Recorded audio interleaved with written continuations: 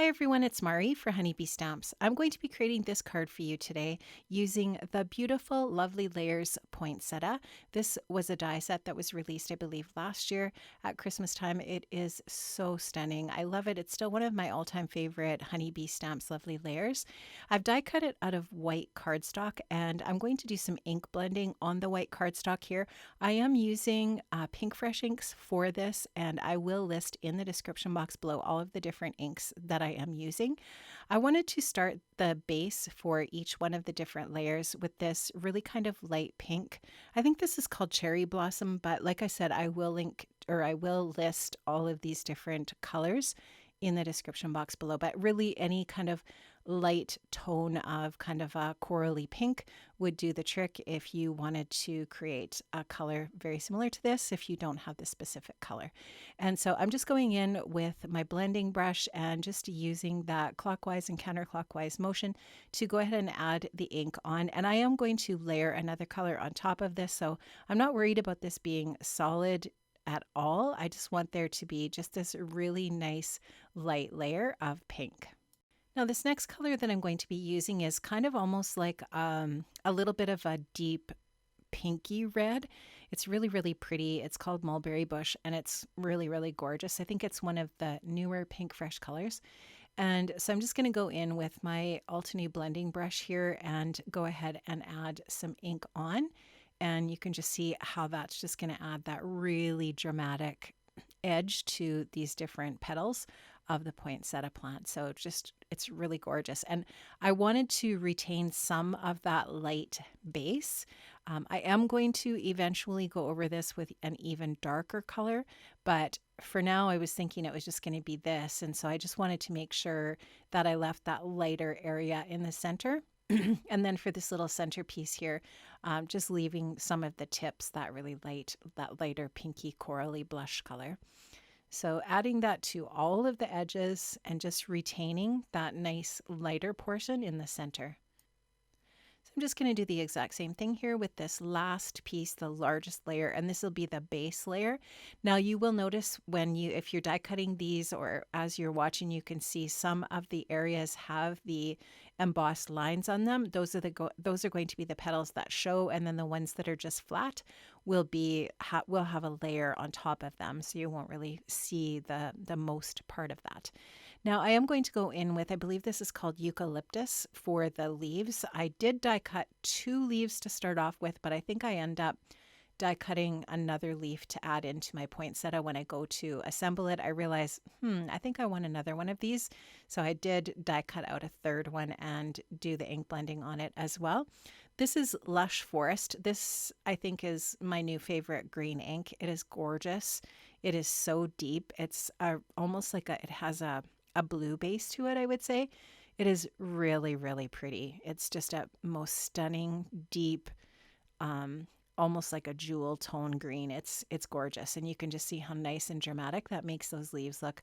I'm going to take some winter greenery dyes from the Lovely Layers Winter Greenery. So I'm going to use some of the pine boughs and some of the holly leaves, and I'm going to use these for greenery around my poinsettia as well.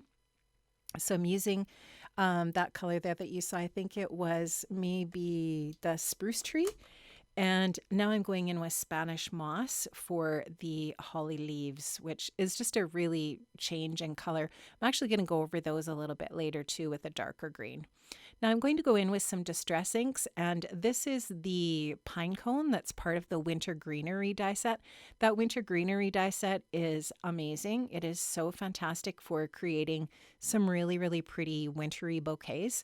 And this one, of course, this pine cone is gorgeous. I'm just going in there with some gathered twigs. And then I'm going to add a little bit of ground espresso, I believe. I'm just looking to see what's on my desk here. Yes, ground espresso. And that's just going to be for that overlay part that layers over top. And that'll just really stand out nicely there. Now I'm going in with some candy apple, and this is a much deeper red, and I'm just going to darken up the red on the poinsettias. I just felt like I wanted something that was going to match the patterned paper that I'm going to be using for my card that's in the Holiday Wishes paper pad, and I'll show you that when we get to that step. But That's why I went back and added some more of this dark ink. I'm still retaining some lighter areas here on these different petals, but here you can just see that paper that I'm matching it to. I really wanted this a little bit of a darker red on this as well. So now you can see how pretty that is when that's all finished. I'm just going to take a paintbrush and I'm going to use that just to round the leaves a little bit to give them a little bit of dimension. And you can see that I'm just kind of like bending the leaf at the base of the leaf in the center and then rounding or curving up the tips of the petals, as you can see there. So just trying to kind of create that little bit of dimension with my poinsettia in that way. And I'll do that with all of the different layers of the poinsettia to just create this really nice dimensional bloom for the front of my card. And I love how this die set layers together. Super, super easy to put together and assemble. And I am going to assemble this with some foam adhesive. So this would not be the best card for just mailing in a flat envelope. If you were putting this inside of a box, a gift, it definitely would be fine, but it would cost you a little bit more to mail this one with the dimension that I'm adding. So that's something to think about when you're creating a card like this. If you don't want that dimension, obviously I wouldn't use the foam adhesive, but for mine, I wasn't worried about that, and I am definitely going to be hand delivering this card. So you can see here, I'm just looking for the pieces that have the lines on them, the embossing. I want those to show, and then I'll cover up the petals that just are flat with no embossing lines. That's an easy way to help you line up the poinsettia, but honestly, it's super, super easy to assemble. And then this sweet little piece is just going to be the layer in the center, and then I die cut that very, very center piece, the center of the flower, from some gold mirror cardstock, and I'm going to just add a little bit of liquid adhesive on that and add that to the center, and that's just going to finish off that beautiful poinsettia. I think it's really, really lovely. Now I'm going to add the overlayer, the top layer, to the pine cone just with a little bit of liquid adhesive, so this is not going to be dimensional in any way at all, which is fine. And so I'll just go ahead and add that on, and that'll be ready to add as an element onto my card front. I am going to be using the Rainbow A2 pierced cover plate, and I've also used the Scallop A2 frames dies to create two other layering pieces for my card front. Now I did size down that rainbow cover plate piece just so that it nestles really perfectly inside the stitched line on that scallop die cut piece. And I've sized down this pattern paper 1/4 of an inch so that there's still a little bit of a white margin when I put this onto my A2 size card base. So this pattern paper is from the Holiday Wishes paper pad. It is my absolute favorite. I love it. I love that it has a white background. I love those stunning green leaves. It's sad to cover it up, but you can still see just that little bit of it around the border to add that little bit of detail to the card and the color inspiration for sure. Now I've added some foam adhesive and a little bit of liquid adhesive onto the back of that rainbow cover plate piece, and I'm just going to add that into that center area and give that a good press. And now I'm ready to assemble my card. Now I will say that when I assembled this, I ended up deciding that it was too low on the card front, and so I do end up moving everything up off camera. It was actually really easy to move. I don't think the glue had quite grabbed yet, but you'll see that when the video here progresses, you'll notice that I have moved the poinsettia up. And I wanted to do that just to leave a little bit more room for the placement of the sentiment. Now I am going to curl the leaves just as I did for the poinsettia. So I'm just going to finish curving that leaf and get that trimmed off just a little bit so that I have more room to be able to fit that in behind the poinsettia. And I'll do that with each of the leaves that I'm going to add.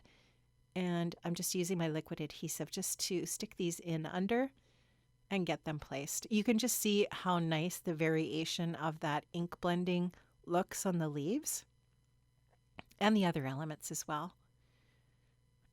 So I'll just finish those up. I wanted to make sure that I spread the leaves out a little bit. And now I'll just trim off these little spruce boughs and get them to be the right length so that I can just stuff them in around the poinsettia. So I'm just going to add a little bit of liquid adhesive just to the very end of that and then just scooch that in there and give it a little press. And I'll do that with the other spruce boughs here that I'm going to be using as well. Just kind of trying to spread things out, like I said, so that there's sort of like an even amount of foliage around the poinsettia bloom, with that pine cone just sticking up at the top there. And then I'll just fit these little holly leaves in as well. And then once I'm finished, I look at it and I decide that everything has to be moved up. So like I said, I do that off camera, but you'll see that once I move it up, it does look quite a bit better. And I do feel like it was just necessary for where I wanted to put the sentiment on the project.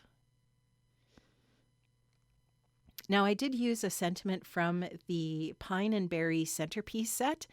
That is just a gorgeous set designed by Kelly Taylor. I really love it. And I did just use the sentiment. I actually heat embossed it in gold and added that in that bottom area. And now I'm just doing a few little gold splatters to finish off my card.